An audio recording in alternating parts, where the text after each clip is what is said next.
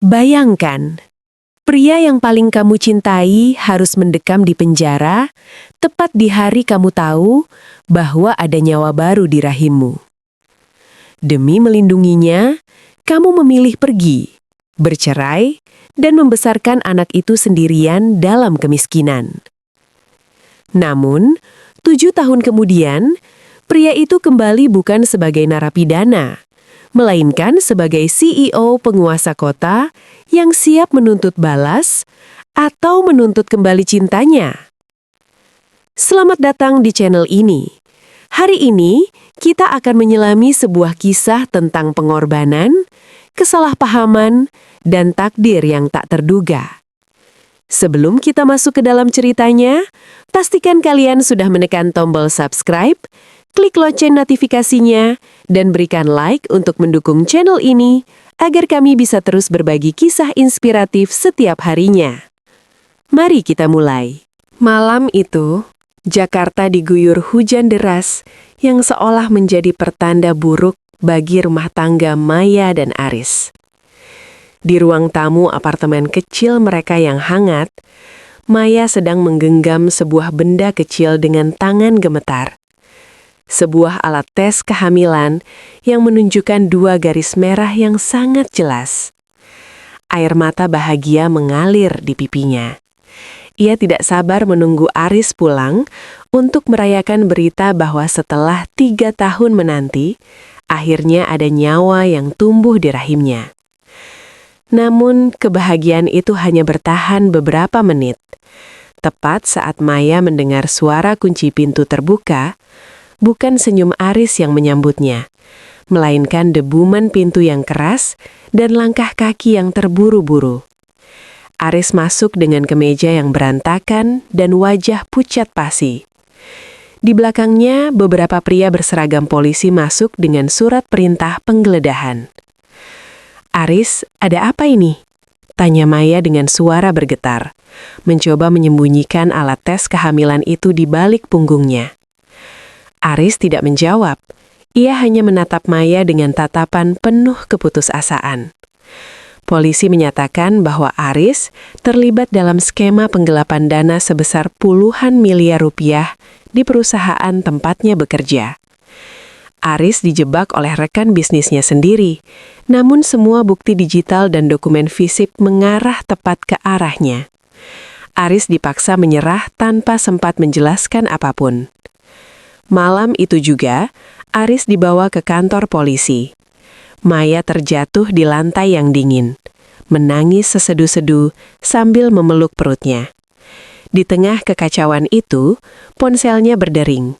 Itu adalah panggilan dari ayah mertuanya, seorang pria dingin yang sejak awal tidak menyetujui pernikahan mereka. "Dengarkan aku, Maya." Suara pria tua itu terdengar sangat rendah dan mengancam. Aris akan mendekam di penjara dalam waktu yang sangat lama. Musuh-musuhnya di luar sana sedang mengincar siapapun yang dekat dengannya untuk membalas dendam. Jika mereka tahu kamu sedang mengandung darah daging Aris, mereka tidak akan segan-segan menghabisi kalian berdua untuk memastikan keturunan Aris lenyap. Pergilah, ceraikan dia, dan jangan pernah katakan padanya tentang anak itu jika kamu ingin bayi itu tetap hidup. Hati Maya hancur berkeping-keping. Ia dihadapkan pada pilihan yang mustahil, tetap setia di samping Aris dan mempertaruhkan nyawa bayi mereka, atau meninggalkan Aris dalam keadaan hancur agar anaknya bisa tumbuh dengan aman. Keesokan harinya, Maya mengunjungi Aris di ruang kunjungan penjara yang suram. Aris menatapnya dengan penuh harap, mencari sedikit kekuatan dari istrinya. Namun Maya telah memasang topeng dingin. Dengan suara yang datar, meski hatinya menjerit, ia meletakkan surat cerai di atas meja kaca yang memisahkan mereka. "Aku tidak bisa hidup dengan seorang kriminal, Aris. Aku ingin kita berakhir di sini," ucap Maya tanpa berani menatap mata suaminya. Aris membeku. "Maya, ini aku. Aku dijebak. Kamu tahu aku tidak melakukannya. Mengapa di saat seperti ini kamu justru pergi?" "Cukup, Aris. Aku tidak mau menderita karenamu. Cari saja orang lain setelah kamu bebas nanti." Maya berdiri, membelakangi Aris agar pria itu tidak melihat air matanya yang mulai tumpah. Aris berseriak memanggil namanya, memohon penjelasan, bahkan memukul kaca pembatas hingga tangannya memerah. Namun Maya terus berjalan keluar, membawa rahasia besar tentang janin di rahimnya. Ia harus menjadi orang jahat dalam hidup Aris, demi melindungi satu-satunya peninggalan cinta mereka yang paling berharga. Aris meringkuk di sudut selnya malam itu, membiarkan kebencian mulai tumbuh menggantikan cinta. Tanpa tahu bahwa di luar sana, Maya sedang berjalan menjauh sambil memegangi perutnya, berjanji pada sang bayi bahwa ia akan melakukan apapun agar mereka bisa bertahan hidup meski tanpa seorang ayah. 7 tahun bukanlah waktu yang singkat bagi seorang wanita yang harus bertahan hidup sendirian di bawah bayang-bayang ketakutan dan kemiskinan. Bagi Maya, setiap detik yang berlalu adalah perjuangan untuk tetap bernafas. Setelah meninggalkan Aris dan menghilang dari peredaran keluarga besar suaminya, Maya memilih bersembunyi di sudut pinggiran kota yang kumuh, tempat di mana tidak ada seorang pun akan mengenalinya sebagai mantan istri seorang pengusaha yang jatuh. Ia kini tinggal di sebuah kontrakan sempit dengan dinding triplek yang mulai lapuk dan atap seng yang selalu berisik setiap kali hujan turun. Tak ada lagi gaun sutra atau perhiasan mewah. Tangan Maya yang dulu halus kini dipenuhi kapalan dan luka kecil akibat deterjen keras. Setiap pagi, sebelum matahari benar-benar menampakkan diri, Maya sudah harus bergelut dengan tumpukan baju kotor milik tetangga dan pelanggan dari perumahan elit tak jauh dari sana. Ia adalah seorang buruh cuci, pekerjaan yang melelahkan namun memungkinkannya untuk tetap berada di dekat putranya. Putra itu diberi nama Rio, seorang anak laki-laki berusia 6 tahun yang memiliki mata tajam dan senyum yang sangat identik dengan Aris. Rio adalah alasan Maya tetap bertahan meski tubuhnya seringkali terasa remuk karena kelelahan. Rio adalah anak yang luar biasa cerdas. Di usianya yang masih sangat muda, ia seolah mengerti kesulitan ibunya. Ia tidak pernah merengek meminta mainan mahal atau makanan enak. Ia lebih suka duduk di pojok ruangan, membaca buku-buku bekas yang ditemukan Maya dari tempat loak, sambil menunggu ibunya selesai menjemur pakaian. Namun membesarkan Rio sendirian di tengah kemiskinan bukanlah tanpa air mata. Pernah suatu hari, Rio pulang dari sekolah taman kanak-kanaknya dengan wajah murung dan baju yang kotor. Dengan suara lirih, ia bertanya, "Ibu, apakah ayah benar-benar sudah di surga? Teman-temanku bilang aku tidak punya ayah karena aku anak nakal." Hati Maya terasa seperti disayat sembilu. Ia berlutut di depan putranya, mengusap debu di pipi Rio dan mencoba menahan isak tangisnya. "Ayahmu adalah orang yang sangat hebat, Rio. Dia sangat mencintaimu, tapi Tuhan memintanya untuk menjaga kita dari jauh." Bohong Maya untuk kesekian kalinya. Ia tidak mungkin mengatakan yang sebenarnya, bahwa ayahnya mungkin sedang mendekam di penjara dengan hati yang dipenuhi dendam kepadanya. Ia lebih baik membiarkan Rio menganggap ayahnya pahlawan yang telah tiada, daripada seorang pria yang hancur karena fitnah. Untuk menyambung hidup, Maya tidak hanya mencuci baju. Sore hari, ia bekerja sebagai pelayan toko kelontong, dan malamnya ia sering menjahit pakaian hingga larut malam di bawah lampu bohlam yang redup. Uang yang ia kumpulkan sedikit demi sedikit ditabung hanya untuk satu tujuan, pendidikan Rio. Ia ingin Rio tumbuh menjadi pria yang kuat dan tidak mudah dijatuhkan oleh kekejaman dunia. Namun di tengah kesunyian malam, saat Rio sudah terlelap, Maya seringkali menatap satu-satunya foto pernikahan mereka yang tersisa, yang ia simpan di dalam lipatan Al-Quran. Ia mengusap wajah Aris di foto itu dengan ujung jarinya yang gemetar.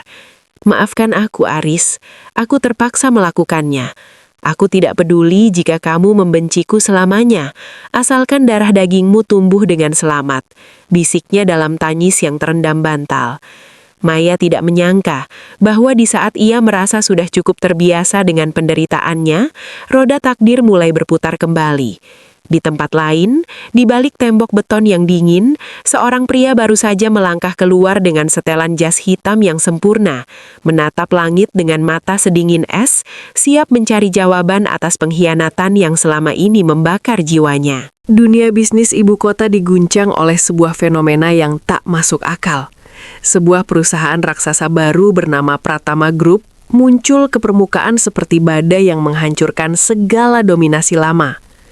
Perusahaan ini tidak hanya memiliki modal yang seolah tak terbatas, tetapi juga dipimpin oleh seorang pria yang dikenal sebagai The Shadow CEO, karena ia jarang tampil di publik, namun setiap langkah bisnisnya mampu meruntuhkan lawan hanya dalam semalam. Pria itu adalah Aris. 7 tahun di balik jeruji besi tidak menghancurkan jiwanya.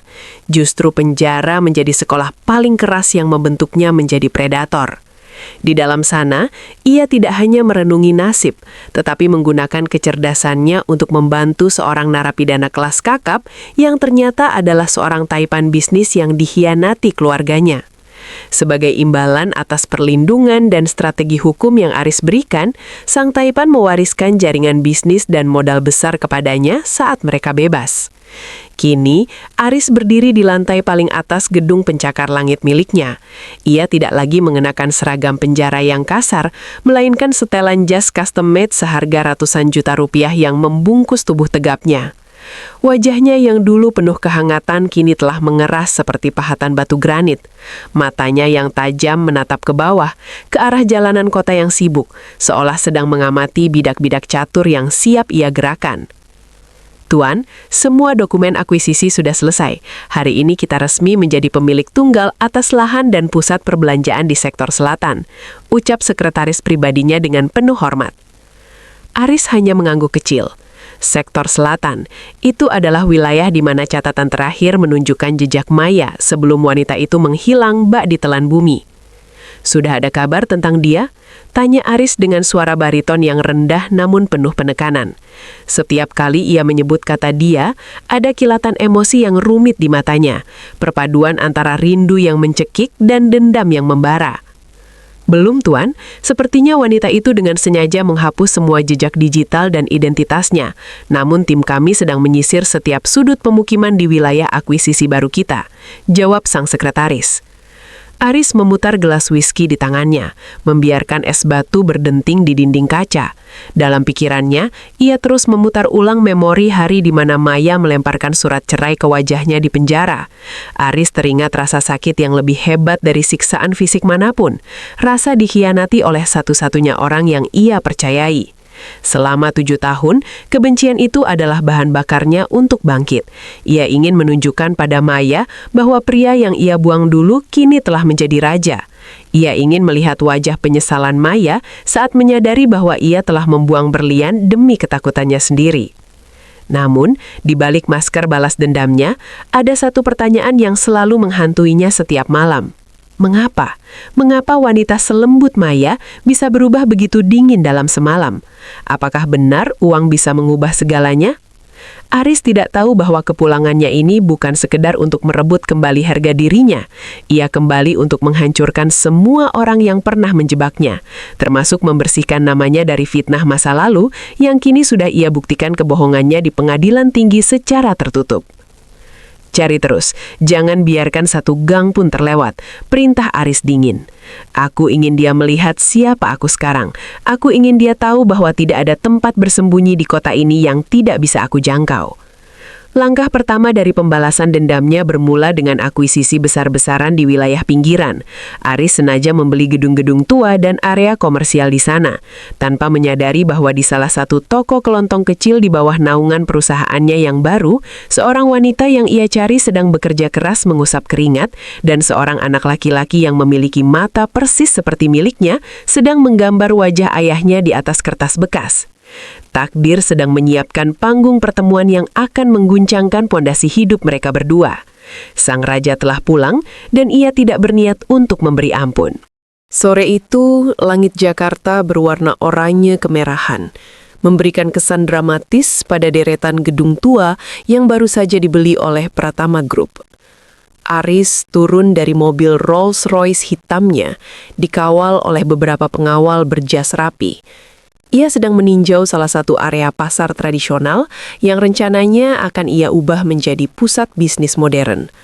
Langkah kakinya yang dibungkus sepatu kulit mahal tampak sangat kontras dengan aspal jalanan yang retak dan berdebu.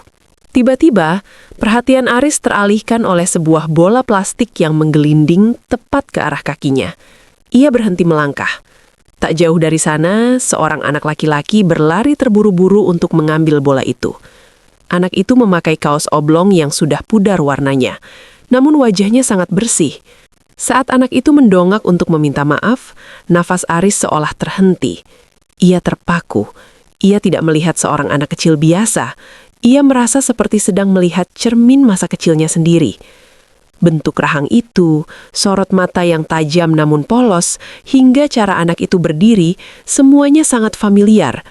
"Maaf Tuan, bola saya mengenai sepatu Anda," ucap anak itu dengan suara yang sopan namun tidak menunjukkan rasa takut.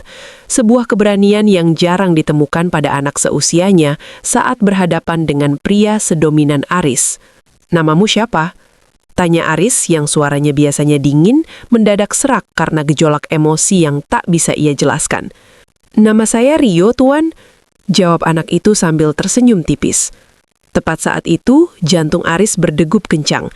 Ada getaran aneh yang menjalar di dadanya, sebuah koneksi batin yang tak masuk akal. Belum sempat Aris bertanya lebih jauh, sebuah suara yang sangat ia kenali selama 7 tahun dalam mimpinya terdengar dari kejauhan. "Rio, sudah ibu bilang jangan lari-lari ke jalan." Maya muncul dari balik kerumunan, membawa kantong belanjaan murah. Ia tampak terengah-engah, namun langkahnya langsung membeku saat melihat siapa yang berdiri di depan putranya. Wajah Maya seketika berubah pucat pasi, paling pucat dari orang yang baru saja melihat hantu.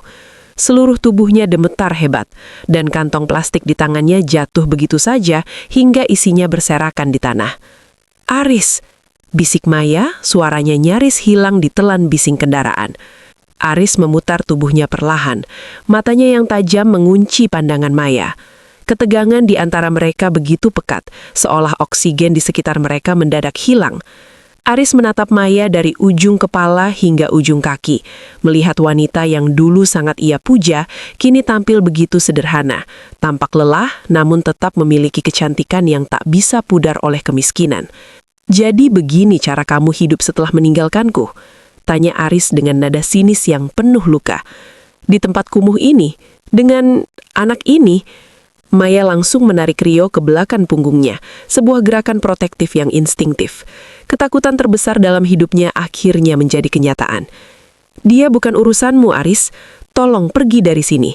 Kamu sudah mendapatkan apa yang kamu mau, kamu sudah kaya, kamu sudah sukses. Tinggalkan kami sendiri." "Bukan urusanku." Aris melangkah maju, membuat para pengawalnya mundur memberi ruang. Ia menatap Rio yang bersembunyi di balik kaki Maya, lalu kembali menatap Maya dengan tatapan yang bisa menghancurkan pertahanan siapapun. "Anak ini memiliki mataku, Maya. Dia memiliki wajahku. Berapa umur anak ini? 6 tahun? 7 tahun? Maya menggeleng-geleng kuat-kuat, air mata mulai menggenang di pelupuk matanya. "Dia bukan anakmu, ayahnya sudah meninggal." "Jangan berbohong padaku," bentak Aris, membuat Rio terlonjak kaget. Suara Aris menggelegar, penuh dengan kemarahan yang sudah terpendam selama 7 tahun. "Aku menghabiskan 7 tahun di neraka karena mengira kamu wanita matre yang meninggalkanku saat aku jatuh. Tapi melihatmu seperti ini, melihat anak ini, aku sadar ada sesuatu yang kamu sembunyikan dariku." Aris mendekat, wajahnya hanya berjarak beberapa senti dari wajah Maya. Ia bisa mencium aroma sabun murah yang biasa Maya pakai, aroma yang membangkitkan kenangan manis sekaligus menyakitkan. "Aku tidak akan pergi sampai aku mendapatkan kebenaran. Dan jika benar anak ini adalah darah dagingku, maka kamu telah melakukan kesalahan terbesar karena mencoba menjauhkannya dariku." Maya hanya bisa terisak, memeluk Rio dengan erat di tengah keramaian. Ia tahu persembunyiannya telah berakhir. Singa yang terluka itu telah kembali, dan kali ini ia tidak akan membiarkan Maya lari lagi. Kehidupan tenang yang Maya bangun dengan susah payah hancur dalam semalam. Sejak pertemuan di pasar itu, mobil-mobil hitam mewah selalu terparkir di ujung gang kontrakannya. Aris tidak lagi menggunakan kekerasan. Ia menggunakan kehadirannya yang menyesakan untuk menuntut jawaban. Namun, Maya tetap bungkam. Hingga suatu pagi, sebuah amplop coklat besar diletakkan di meja makan reotnya oleh sekretaris Aris.